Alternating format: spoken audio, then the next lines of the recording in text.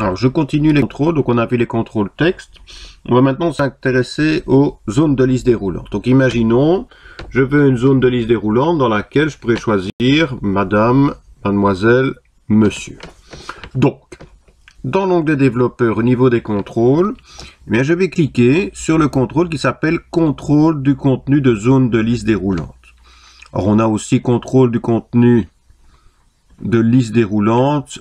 Je pense que la première option est plus intéressante, c'est plus facile de l'utiliser. La deuxième, ceci, c'est juste simplement une sorte de petit ascenseur qui tourne l'un après l'autre. Donc, on va utiliser celui-là. Je clique dessus. En cliquant dessus, il me propose du texte. Choisissez un élément. Je vais changer. Donc, pour changer, je bascule en mode création. Je tape ce que je souhaite. Donc, moi, je vais mettre ici.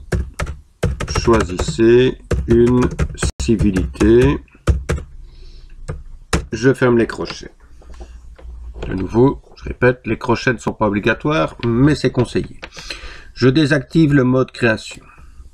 Alors, maintenant, naturellement, il faut que je lui dise ce que je souhaite voir dans ma liste déroulante.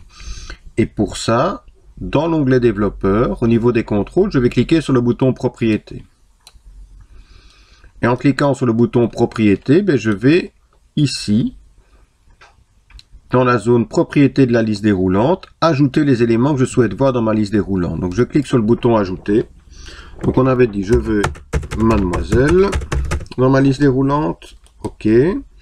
Ajouter madame. OK. Ajouter monsieur. Voilà, et ainsi de suite si on veut d'autres éléments naturellement. Je vais en profiter pour mettre un titre. Donc le titre, c'est simplement, au lieu d'avoir ce petit onglet ici, on aura le petit onglet ici au-dessus avec le mot qui a été mis, c'est-à-dire civilité. Je valide en cliquant sur OK. Et en cliquant sur OK, j'ai bien un petit ascenseur qui me permet de choisir un élément. Tiens, j'ai fait une faute ici, il faudrait que j'ai rectifié. Voilà. Voilà, je vais aller rectifier. Donc je vais repasser dans les propriétés de mon contrôle. Donc ici, j'ai fait une erreur. Je vais cliquer dessus. Alors je vais le modifier directement. Là j'ai oublié le S, mademoiselle. OK. OK. Voilà, problème est résolu. Maintenant, petite chose aussi, si je veux enlever ceci, choisissez un élément. Mais je bascule également dans les propriétés. Je clique sur ce que je souhaite supprimer. Et je vais sur le bouton supprimer. Puis OK. Voilà, ça m'évitera d'avoir ce petit intitulé, choisissez un élément. Alors, donc voilà pour les listes déroulantes. Je m'occupe maintenant des contrôles date. Donc je veux un petit ascenseur qui me permettra de choisir une date dans un calendrier. Alors, dans l'onglet développeur, je vais utiliser le contrôle du contenu de sélecteur de date. Je clique. De nouveau, il me propose du texte. Si ça ne me convient pas, je bascule en mode création et j'encode ce que je souhaite encoder. Je vais simplement mettre choisissez une date. Voilà. J'ai loupé mon coup. Voilà. Je désactive le mode création. Donc, j'ai mon sélecteur de date. Si je clique sur l'ascenseur, j'ai bien mon petit calendrier. Et si je prends une date, eh bien, automatiquement, il me remplace le texte qui avait été mis par la date qui a été choisie. Maintenant, si le format de date ne convient pas, eh bien, on peut changer le format. Donc, si je le veux en format long, je rentre dans les propriétés de mon contrôle. Et ici, un petit peu comme dans Excel, je choisis le format souhaité. Je vais prendre un format date long ici. OK. Et ça voudra donc dire, chaque fois que je choisirai une date, cette date apparaîtra en format long. Voilà pour les sélecteurs de date. Alors un dernier contrôle qui peut être intéressant, ce sont les cases à cocher.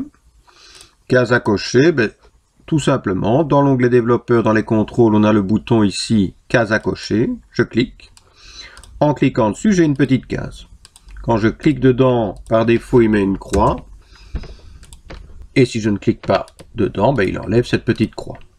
Alors, toujours la même chose. Si les symboles ne conviennent pas, on peut changer. Il suffit d'aller dans les propriétés du contrôle. On a ici propriété de case à cocher, quand le symbole est activé, quand le symbole est désactivé. Donc si je veux une autre chose, je vais dans modifier. Alors, qu'est-ce que je pourrais prendre? Je vais aller ici dans la police Wingdings. Voilà, je vais lui dire que lorsque la case n'est pas cochée, je veux ce symbole-ci par exemple.